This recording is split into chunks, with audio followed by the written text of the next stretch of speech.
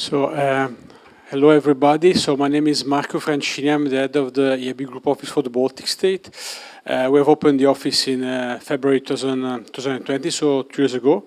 So for your information, the EIB is active in Latvia since 1994. We finance the airport of Riga.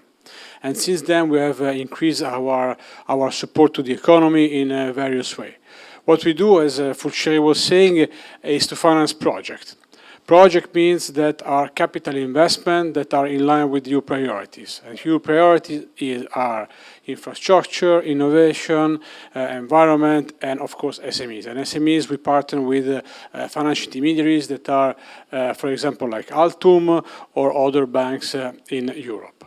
Some example of projects we financed in the last years. So last year, for example, we financed a road project. It's called the Kekava bypass.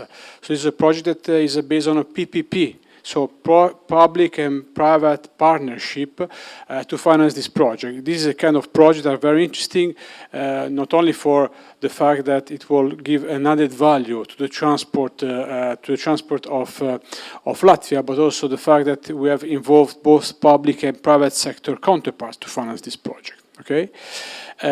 We finance also innovation. We finance very innovative companies like Ansamatrix. You might have heard about these companies.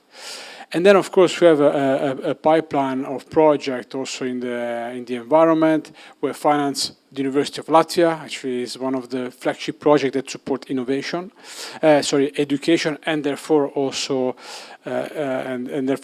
innovation. Now, so why a student should be interested in coming to the European Investment Bank? So, apart from the fact that it is true that the EIB is a body of the EU. Okay, and it combines, on the one hand, the financial part, so the credit risk assessment, but at the same time also the assessment of the added value of a project. And you can find in the bank financial expert, you can find also technical expert, as Frančīnī was saying before, but also policy expert, because the overall objective of the EIB is to facilitate EU policies, providing preferential lending, as also Frančīnī was saying. Now, another thing that we can say about the EIB is the fact that, and this I want to reassure you, there are not only Italians in the EIB, despite today we are the majority. When you will come to Luxembourg, you'll be able to speak with a wide variety of, actually we have all the nationalities. We have also 25 Latvians. And it's good for a university student, okay, you're already very well connected, I'm pretty sure, but to come also to Latvia and to meet with other students from other universities and other that are experiencing other kind of studies is also interesting. So, another thing I want to say is related to the let's say to the current moment. The current moment, the EIB in 2019 we decided to move away from fossil fuel-based project. We are the EU Climate Bank. So if you're interested in climate action or climate finance, EIB is definitely the place to be. But also other initiatives that we are doing, for example, is gender finance. Gender finance is like when you finance women entrepreneurship or even to support both inside and outside you. So if you are really interested in gender finance, this is another very interesting topic that we are following right now. Another thing that we could also mention about the EIB is related basically to let's say to innovation. So innovation definitely is a part of the business that we do.